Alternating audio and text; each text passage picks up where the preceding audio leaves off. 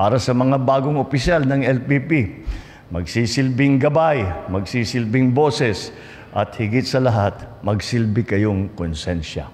Ito ang panawagan ng Pangulo sa mga gobernador sa kanyang talumpati sa ginanap na oath-taking ceremony ng bagong hanay ng mga opisyal ng League of Provinces of the Philippines na ginanap sa Palasyo ng Malacanang nitong Miyerkules. Binigyang diin ni Marcos Jr. na ang pondo ng bayan ay nararapat lamang gamitin para sa kapakanan ng mamamayan at hindi para sa pansarili o pampulitikang interes.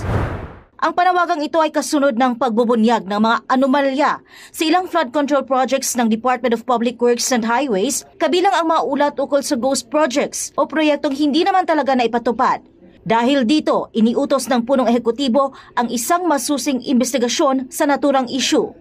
Nagpahayag ng pagkadismaya ang Pangulo sa maling paggamit ng pondo ng bayan at nagbabala na ang mga kontratistang sangkot sa maanumalyang proyekto ay maaring ma-blacklist at maharap sa kasong economic sabotage. Kaya hinimok niya ang mga opisyal ng LPP na magsilbing konsensya ng pamahalaan, harapin ang mga ugat ng katiwalian at tumulong sa pagtatatag ng isang mas tapat, bukas at responsabling burokrasya.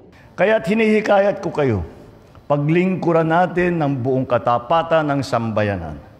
Tiyakin natin nasa wasto ang mga proyekto na ipinapatupad ng pambansang pamahalaan at ng lalawigan at isiwalat natin kung may makikitang taliwas. Ang League of Provinces of the Philippines na binubuo ng 82 gobernador mula sa iba't ibang lalawigan ay nasa ilalim ng mandato ng Republic Act No. 7160 o ang Local Government Code of 1991. Ito'y nagsasaad ng eleksyon ng kanilang mga opisyal sa antas ng regional at pambansa at pinangungunahan ng LPP President na namumuno sa General Assembly.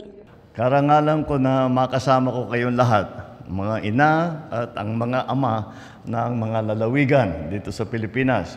Sa mga bagong opisyal ng League of Provinces, isang malugod na pagbati at panalangin na kayo ay magtagumpay sa inyong tungkulin.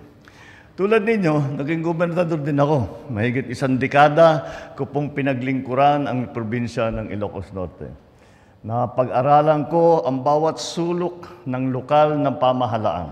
Sa panahon ng tagtuyot, natutunan ko kung ano ang irigasyon ang kailangan na ayusin.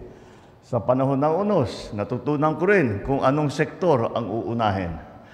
Hindi makakailang kayo rin ang mas nakakaalam sa tuwing may pagsubok na hinaharap ang inyong mga mamamayan, sapagkat kayo ang una nilang tinatakbuhan. Simula nang maitatag ng LPP noong 1987, nagkaroon ng lahat ng mga lalawigan sa bansa ng iisang tinig para sa iisang adhikain, ang kaunlaran ng bawat Pilipino saan mang panig ng mundo. At sa mga nakalipas na dekada, naging simbolo kayo ng pagkakaisa, pagtutulungan at pag-asa para sa mas maliwanag at maunlad na kinabukasan natin. Noong nakarang taon lamang, ipinakita ninyo ang lakas ng inyong panindigan sa pamamagitan ng Manifesto of Support. Pinili ninyo na isulong ang matapat na serbisyong publiko sa halip na pagkawatak-watak na hindi nakakatulong naman sa ating mga mamamayan. Nakikiisa rin kayo sa pamahalaan upang maisulong ang ating mga hakbang sa digitalization. Mula noon, bumilis na ang proseso, nabawasan ang fixer, at higit sa lahat, napalapit ang ating serbisyo sa ating taong bayan. Sa larangan ng agrikultura, itinaguyod na natin ang abot-kayang bigas. Sa tulong, nagawa lang natin ito. Sa tulong ng mga lokal na pamahalaan, natitiyak natin ang mga benepisyo at subsidiya ay napupunta sa tunay na mga nangangailangan.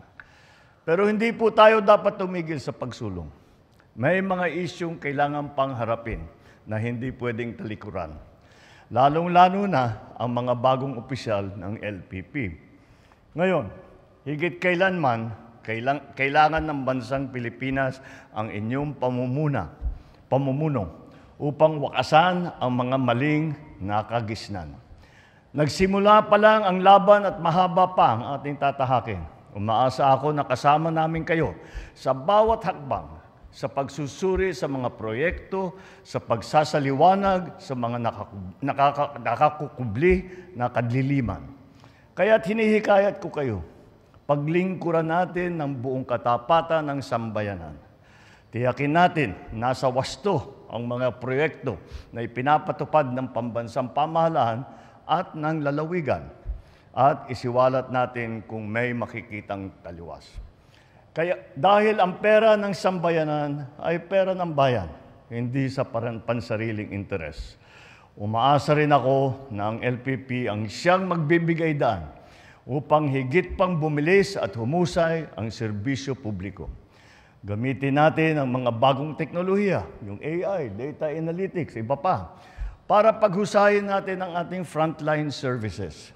Nais ko rin banggitin na ipinapatupad na po natin ang ating zero balance billing. 78 DOH hospital na ang kasama. Sa ilalim ng programang ito, walang babayaran ng mga kababayan natin na nakakonfine sa basic o ward accommodation.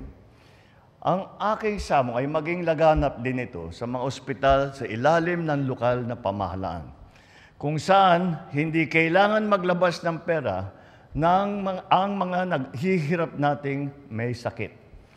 Mga kapwang likod bayan, naririto tayo dahil pinagkakatiwalaan tayo ng taong bayan. Huwag po natin silang bibiguin. Para sa mga bagong opisyal ng LPP, magsisilbing gabay, magsisilbing boses, at higit sa lahat, magsilbi kayong konsensya. Sa paraang ito, maitatag natin ang bagong Pilipinas kung saan ang bawat Pilipino ay may pagkakataong umunlad. May seguridad sa kinabukasan at may tiwala sa pamahalaan. Muli, binabati ko ang ating mga opisyal ng LPP. Maraming salamat. Mabuhay kayong lahat. Mabuhay ang bagong Pilipinas.